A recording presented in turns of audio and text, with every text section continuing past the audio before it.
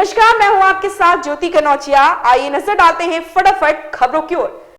अंतर्राष्ट्रीय cricket council ने साल 2024 की सर्वश्रेष्ठ वनडे की टीम की घोषणा कर दी है। आईसीसी ने इस टीम की कमान रोहित शर्मा को सौंपी है।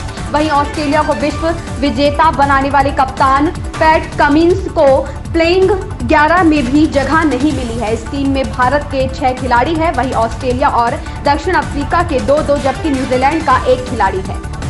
कांग्रेस की भारत जोड़ो न्याय यात्रा गुवाहाटी पहुंच गई है। सोमवार को भारत जोड़ो न्याय यात्रा असम से मेघालय पहुंची थी और अब असम में अपने आखिरी पड़ाव के लिए फिर से असम के गुवाहाटी पहुंची है। कार्यक्रम के तहत राहुल गांधी मंगलवार को गुवाहाटी में छात्रों और सिविल सोसाइटी के लोगों से मुलाकात करेंगे। इसके बाद राहुल गांधी एक जनसभा को भी संबोधित करेंगे।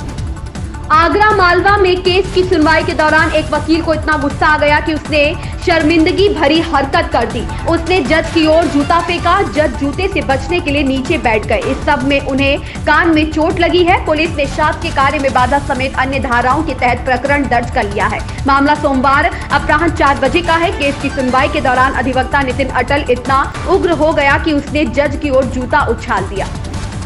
इस्राएली सेना ने बताया कि कल गाजा में हमास के साथ हुई लड़ाई में उनके 21 सैनिक मारे गए। दरअसल लड़ाई के दौरान एक शक्तिशाली विस्फोट हुआ, जिसकी चपेट में कुछ सैनिक आ गए। यह विस्फोट इतना शक्तिशाली था कि इसकी चपेट में आकर 2 इमारतें भी तबाह हो गई। वहीं इस्राएली सेना के एक टैंक पर हमास के लड़ाकों ने आरपीजी से हमला किया। इन सैनिकों की मौत के बाद हमास के साथ लड़ाई में इस्राएली सेना के अब तक 200 से ज्यादा सैनिक मारे जा चुके हैं।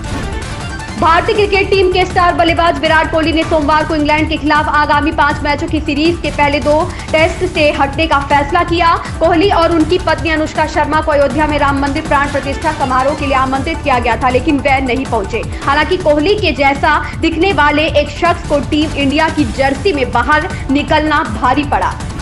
राजधानी लखनऊ में मंगलवार की सुबह कोहरे के साथ हुई, लेकिन करीब 11:30 बजे मौसम खुला और धूप निकली। हालांकि गलन से राहत नहीं मिली है। इसके पहले दिन का तापमान रविवार के 12.6 के मुकाबले सोमवार को 4.2 डिग्री चढ़कर 16.8 डिग्री दर्ज हुआ। न्यूनतम तापमान में मामूली बढ़त हुई और पारा 7.3 की तुलना में 7.7 डिग्री रहा। रात 11 बजे के आसपास फिर घना कोहरा छाने लगा। वरिष्ठ मौसम वैज्ञानिक अतुल कुमार सिंह के मुताबिक दिन के तापमान में 4 डिग्री से अधिक की बढ़ोतरी के बावजूद गलन रही। तेज हवाओं के कारण ठंड महसूस होती रही।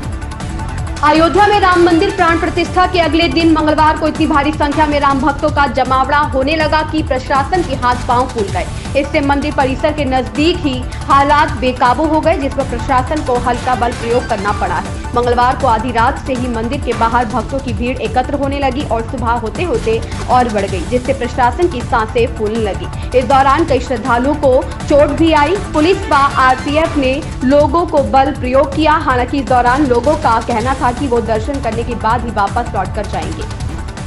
देश की राजधानी दिल्ली समेत आसपास के इलाकों में कड़ाके की ठंड जारी है। मौसम की वजह से आने जाने वाली उड़ानों और ट्रेन यात्रा पर खासा असर देखने को मिला। दिल्ली एनसीआर के कई इलाकों में मंगलवार सुबह कोहरा छाया रहा। मौसम विभाग की ओर से दी गई जानकारी के मुताबिक दिल्ली में मंगलवार को न्यूनतम तापमान 7 डिग्री सेल्सियस और अधिकतम तापमान 18 डिग्री सेल्सियस रहने की उम्मीद है।